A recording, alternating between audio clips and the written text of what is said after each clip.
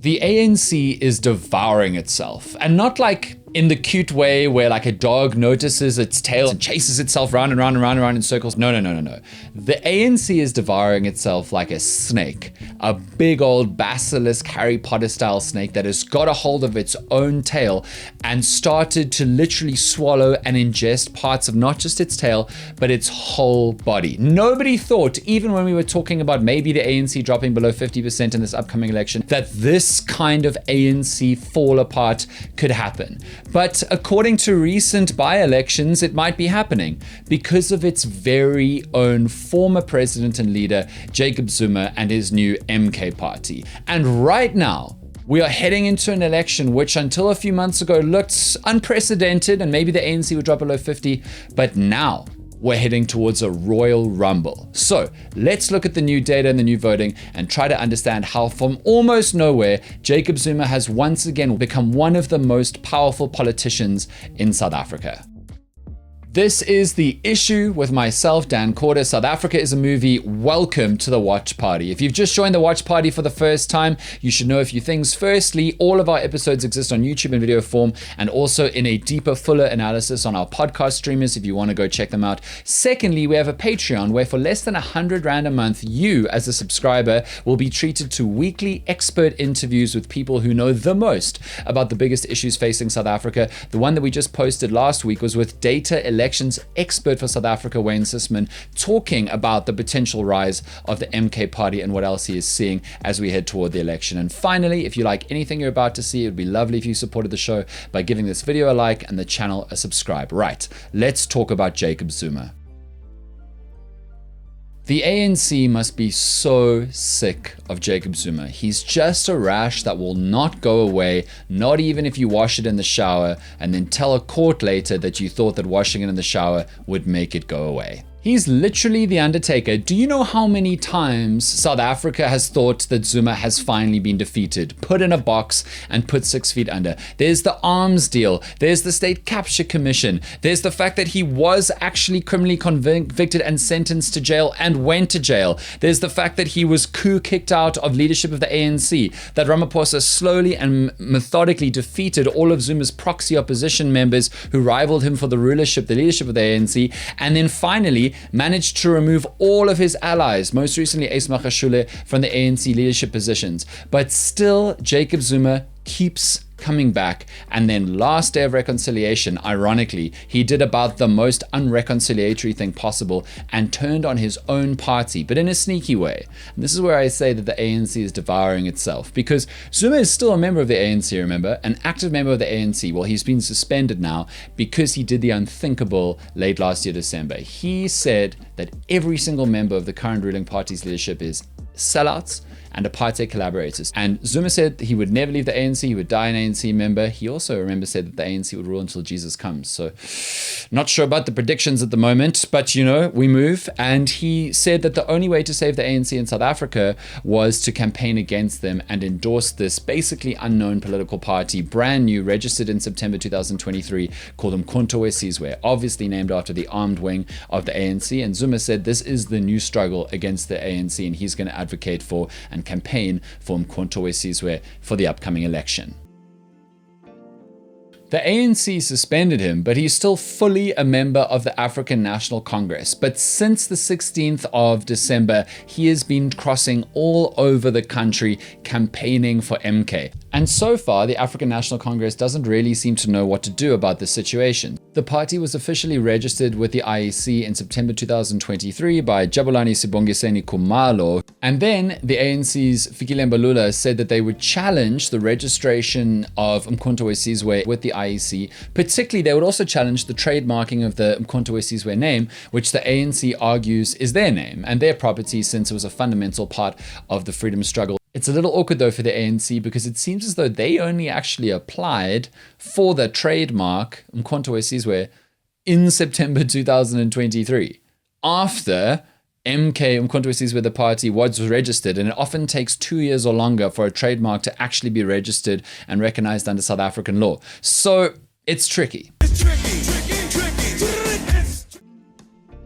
You probably haven't even heard of Jabulani Sibongisile Khumalo's name because nobody in MK really matters except Jacob Zuma. It is literally his party, his vehicle. Now, he's actually not running, or at least he can't be put up to being a member of parliament or potential president down the line because he's got a criminal conviction and a sentence and has been sent to jail because of his contempt of court case. But that doesn't really matter at all. In fact, MK is going to put Zuma's face on the ballot.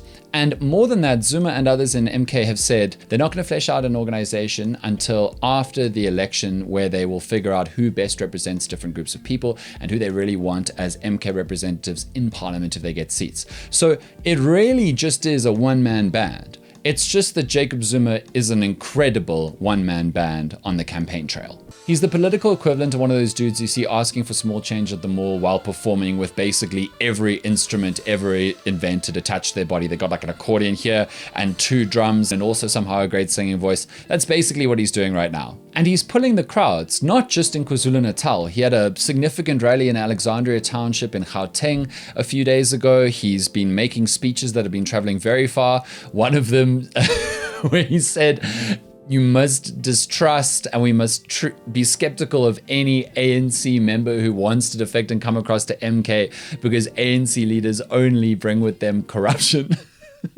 That is pot calling kettle black at the bottom of a coal mine. So for the last 2 months, we've been waiting to see how well Zuma's MK would do in elections. We've been waiting for polls, big research studies to come out, or maybe a few by-elections where MK was competing to see whether or not Zuma still has mass appeal, because he's in his 80s. He hasn't been president for a while. He's been pushed to the borders of South Africa's most powerful politics over the last half decade or so by the African National Congress, or at least Ramaphosa's section of the African National Congress. So it's been a waiting and seeing game, because we know that Jacob Zuma nearly destroyed the Umkhonto Freedom Party by bringing so many Zulu voters, particularly in KZN, all across to vote ANC when he was elected as the leader of the African National Congress. And then as soon as he was deposed, ANC support plunged, particularly in the most recent 2021 local government elections in KZN, but also in 2019 when the EFF made significant inroads with almost certainly disgruntled ANC voters who were upset with how Zuma had been handled or mishandled in KZN. So we've all been wondering, what pull power does Zuma still have? And then came last week when a very significant poll from the Social Research Foundation was released.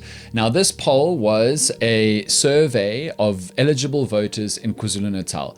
And shockingly, for even the most optimistic Zuma supporters, MK polled at 24%.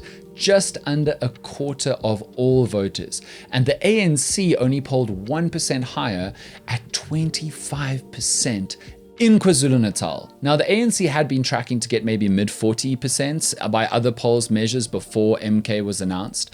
And the ANC got 54% of the vote in KwaZulu-Natal in 2019. So this, in just 2 months, is an extraordinary collapse if the data plays out meaningfully in the upcoming national election. Those votes alone fully puts MK in the running to get seats in Parliament in the National Assembly in 2024. And then we got what we were really waiting for. Not polls, not surveys, actual by-elections, people going into voting stations in their communities, because a handful of by-elections took place in KwaZulu-Natal in the last few days and weeks. So the first one was in Abaqulusi, which is in the Vryheid area. That was MK's elections debut, and they got just under 20% there, taking significant vote off of both the IFP and the EFF. And this spells very bad news for both of those parties, because the IFF has been on a resurgence, mainly because of Zuma's squabbling and fighting and being ostracized and then slowly pushed out of the ANC, which has given Umkhonto a window to appeal to Zulu voters again as their best representatives in government. But if Zuma can grab those disgruntled Zulu voters, bad news for IFP. But it's particularly bad for the economic freedom fighters, who grew very significantly in 2019 in KZN off of that same disgruntled group of voters. And if Zuma just can swan back in and take all those voters away from them, then that means that the EFF might be set for a pretty disappointing election this year, because they might lose many of the gains that caused them to get national growth in the last national general election. But then on Wednesday, there were half a dozen by-elections across the country. The one that matters to this episode is in Umkhonto, KZN, where MK gave both IFP and the African National Congress a massive fright. The IFP ended up securing a marginal victory with 36% of the vote, followed by the ANC 33%. But then Umkhonto weSizwe, Zuma's party, got 28%, taking very, very significant chunks of the ANC's voter base, showing in just 2 by-elections that Zuma's popularity in KZN seems able to take voters from the ANC, the IFP, and the economic freedom fighters. And so now MK very clearly has momentum and considerable evidence to show that it should be taken seriously. And in our exclusive interview with South African elections data expert Wayne Sussman that I spoke about earlier, that you can get if you go on our Patreon, Wayne spoke about the recent voter registration drive done by the IEC a couple of weekends ago. On that weekend, he called around to a bunch of contacts he has in different places in the country to get a sense of which political parties were present at different polling stations, because although it's not a guarantee of who will do well where, political parties with the infrastructure and the organization to be present, getting their voters out and rallying them to register in different parts of the country will almost certainly be competitive in those areas and present come the election season and the run into election day. And he heard that MK was all over the place in the northern parts of South Africa. Not all over the place as in a mess. No, all over the place as in all of the different voting districts and all the different voting stations, rallying people to turn out, which means that MK has funding, although they're not telling us who's funding them, and they have infrastructure and organization, and they have activist people on the ground turning out in the northern parts of the country and in KZN, rallying voters, rallying registrations, and rallying support, which means that it's extremely unlikely that Zuma at MK was concocted in early December just a few months ago. There's no way they're going to turn around that quickly. There's almost certainly no way that a party could turn around such a structure since just September. It seems like this has been in the works for years. And the ANC is panicking. In fact, they're taking MK to court on the 19th of March. It seems like they're trying to stop MK from using the name Umkhonto weSizwe. They're doing a trademark challenge.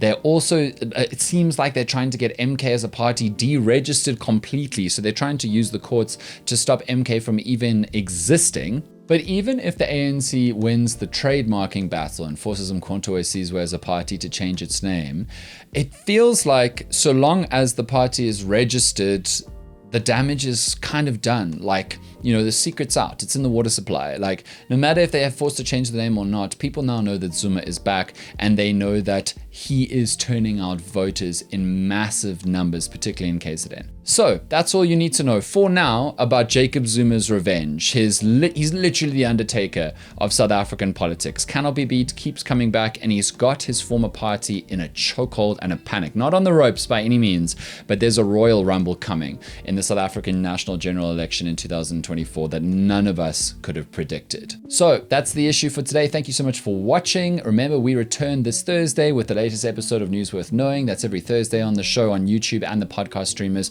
We dig into and explain 3 big consequential news stories that have taken place in the last 7 days in South Africa. Remember, you can go check us out on Patreon for those exclusive interviews for subscribers under 100 Rand a month, and you are getting weekly exclusive expert interviews.